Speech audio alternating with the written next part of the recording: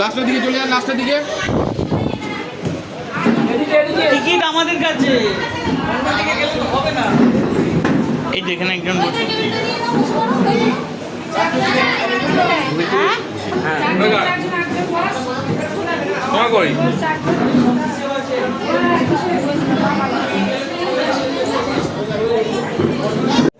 Hello guys, এবার আমরা খেতে বসে পড়েছি মা অন্নপূর্ণা মন্দিরে।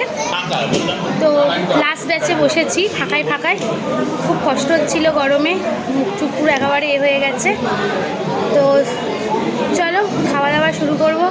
সবে টেবিলটা পরিষ্কার করলো, এবার খাওয়া দাওয়া শুরু করব। প্রথমে দিল পাতা, তারপরে দিয়ে দিল পোলাও,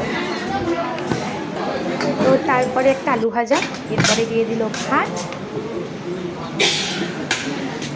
খিদে পেয়েছিল তো তাড়াতাড়ি করে খেয়ে নিয়েছি, খুবই খিদে পেয়েছিল। তারপরে দিল বাঁধাকপির তরকারি, এরপরে দিল ডাল, বাঁধাকপির তরকারির সঙ্গে ডাল, ভালোই হয়েছিল খেতে।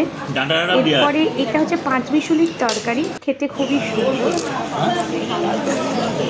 মা অন্নপূর্ণার ভোগ যেরকমই হোক না কেন, খেতে আমার খুব ভালো লাগলো। ঝালটা তেমন হয়নি, সব কিছু ঠিক আছে। লাস্টে চাটনি, পাঁপড়, আর এরপরে দেবে মিষ্টি পায়েস। তো মোটামুটি ভালোই হলো খাওয়াটা। কপালে না থাকলে বলে না হয় না, তাই জন্যই।